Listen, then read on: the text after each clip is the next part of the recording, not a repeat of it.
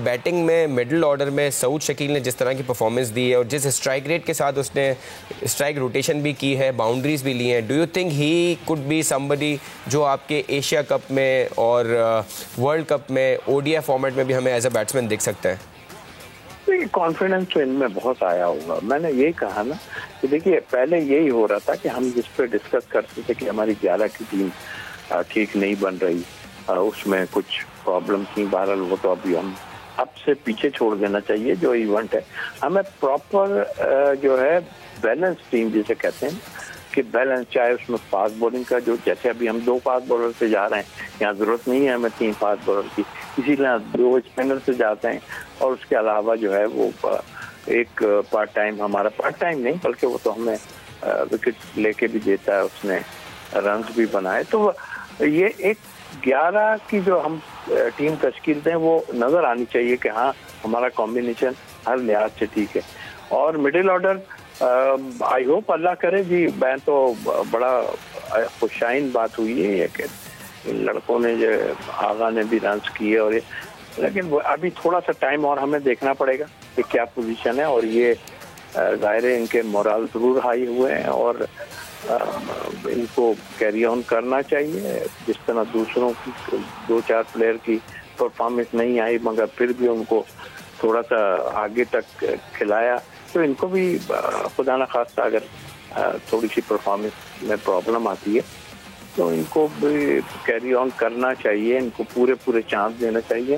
लेकिन एक ही चीज़ है, हम तो एशिया में खेल रहे हैं तो हमें कितना, हमारे टूर्स जो है वो जब बाहर होंगे, ऑस्ट्रेलिया, इंग्लैंड, न्यूजीलैंड, ये साउथ अफ्रीका, तो यहाँ हमारा जो है ना, यहाँ पर आन के ये मिडिल ऑर्डर हमारा जब रन्स करेगा, मैं इनकी ये परफॉर्मेंस को इग्नोर नहीं कर रहा हूँ, बहुत ही ज़बरदस्त खेला है। और जाहिर अब यंगस्टर है, लेकिन वहाँ जब होगा सिलसिला तो फिर हम एक अच्छी टीम तश्कील दे पाएंगे।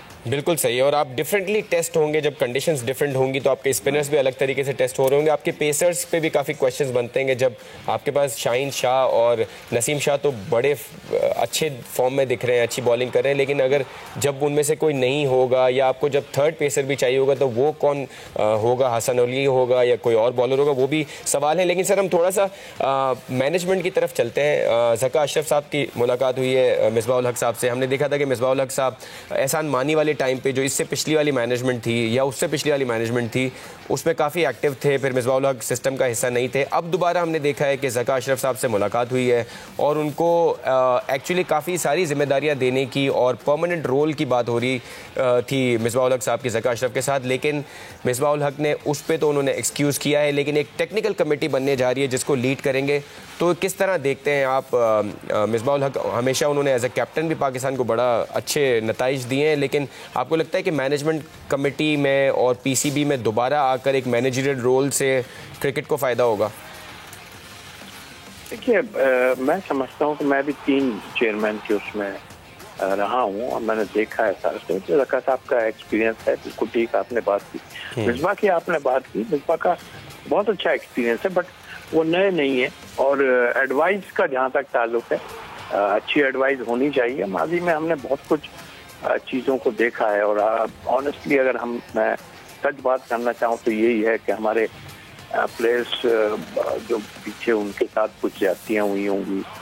टीवी पे मैंने बहुत जगह पे देखा कि उनके अगेंस्ट अच्छे बड़े प्लेयरों के खिलाफ जो है लोग, हमारे जूनियर्स भी शामिल थे कि जिन्होंने बगावत ही कहूँगा एक लिहाज से किया। हमने टीवी पे सुना सबका कि जी वो उसके खिलाफ कप्तानी में नहीं खेलना चाहता उसकी। तो ये सीनियर्स का जो ये प्रॉब्लम है ना, ये अभी ख़त्म हो जाना चाहिए। और मेरा ख्याल है जो भी हो, जाहिर है एक अच्छा कप्तान रहे हैं वो अपनी जगह, बस सारी चीज़ें ज़का साहब को जब कोई मशवरा दे तो उसमें बिल्कुल पॉजिटिव सारी चीज़ें होनी चाहिए। और क्योंकि इर्द गिर्द के लोग ज़्यादा करीब होते हैं तो फिर वो मशवरे देते हैं। तो वो अब देखिए, अगर पिछले टाइम में जो भी रहे हैं, सिलेक्शन कमेटी हो या और कोई लोग हों, कॉम्पिटेंट अगर लोग हैं, तो इससे हट के कि वो फला आदमी शेट्टी साहब का था या फला आदमी दूसरे चेयरमैन का था, उससे हट के जो है ना, ये हमें अब सोचना पड़ेगा। हो गई जो बात, ये ना हो कि जी वो उसका आदमी था तो इसलिए हम उसको हटा रहे हैं। आप ये देखें कि कॉम्पिटेंट है, वो समझता है सारी चीजें, तो बिल्कुल रखना चाहिए, चाहे कोई भी हो। ये तो मौत की बात है ना, ये कोई एक सिर्फ एक उसके आप फिर इसी तरह होगा कि ये आएंगे, ये किसी को करेंगे, वो दूसरा आएगा फिर वो करेगा, ये खेल तो अभी अब खत्म हो जाना चाहिए, बहुत हो गया।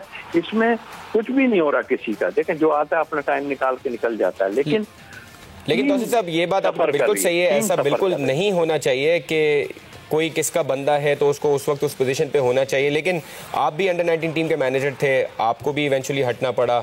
और देखें, मिसबाह उल हक की कॉम्पिटेंस पे या हफीज़ की कॉम्पिटेंस पे तो कोई क्वेश्चन नहीं है, लेकिन मसला ये है कि जब मैनेजमेंट चेंज होती है तो ये गाय बगाए ये हो ज़रूर जाता है कि जो टॉप पे बंदा बैठा है उसकी पसंद के ही लोग सारे सिस्टम में होते हैं। यही तो मैं कह रहा हूँ कि ये चीज़ों को देखें ना, उसका ये ना सोचें ना। मैंने कहा कि अगर कोई आदमी उनके दौर में था तो उसके साथ देखिए यही हमें प्रॉब्लम क्रिएट कर रहा है। अगर आपने मेरा जिक्र किया, मैं सिलेक्शन कमेटी में भी था, वो तो मुझे मैनेजर एक, क्योंकि मैं समझता हूँ कि आगे भी चल के चाहे वो सीनियर टीम भी अगर हो तो उसके साथ एक सिलेक्टर साथ होना चाहिए। समटाइम ये हुआ है कि हमारी 11 की टीम बेहतर निकली, इनपुट दे दे, करना तो कोच ने और जाहिर है कप्तान नहीं करना है, लेकिन इनपुट दे दे। और एक अच्छा, क्योंकि हमने शारजाह में देखा जहाँ हमें जरूरत नहीं थी, हमने 3 से ज्यादा फास्ट बॉलर भी खिला दिए, स्पिनर कम खिला दिए। दूसरी टीम जो है स्पिनर खिला रही है, श्रीलंका के खिलाफ हमारी सीरीज हो रही थी। तो फिर उसमें जैसे ही कुछ हार जीत का वो आती है तो वो ये हटाओ जी, सिलेक्टर को हटा दो, ये उसको हटा दो, उसको हटा दो। प्लेयरों पे कोई बात ही नहीं आती, क्योंकि प्लेयर आपके पास लिमिटेड प्लेयर हैं, उस पर आप बात ही नहीं करते।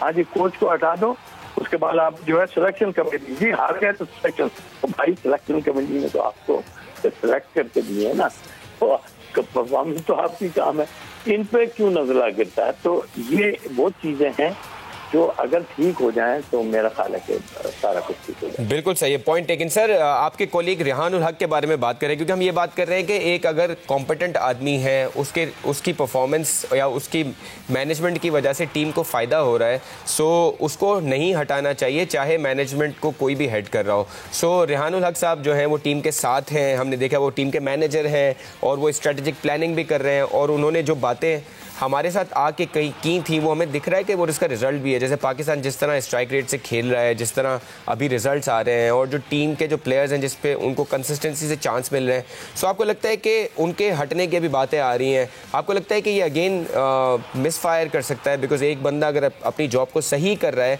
तो उसको हटाने की क्या ज़रूरत है? वो आपके साथ इस्लामाबाद यूनाइटेड में आपके साथ रहे हैं, तो उनके बारे में बताएं कि अगर उनकी अब तक की परफॉर्मेंस कैसी रही है टीम के साथ, अगर उनको हटाने की बात हो रही है तो क्या वो सही है, गलत है? देखिए, आपने बिल्कुल ठीक कहा। मैं तीन साल मैं इस्लामाबाद यूनाइटेड के साथ रहा और उसमें 2 साल हमने ट्रॉफी उठाई थी, और ये दोनों जो सीमा और ये दोनों हमारे साथी होते थे, कॉम्पिटेंट हैं, काम करने वाले लोग हैं। अब सिर्फ इस परफॉर्मेंस पे ये जब आए हैं, मैंने अभी जो बात की वो यही मेरी बात थी कि अगर कोई अच्छा है और कॉम्पिटेंट है तो फिर उसको, वो चाहे कोई भी हो, उसको आप काम अच्छा कर रहा है तो उसको आप साथ रख लें। तो ये हटाने की बात मेरे तो अभी नहीं उसमें आई, लेकिन आप बता रहे हैं मुझे कैसा हो रहा है। तो ये हमारा तो माली से भी यही सब कुछ होता रहा है, तो अगर फिर टीमें नहीं बनती इस तरह। बिल्कुल सही है।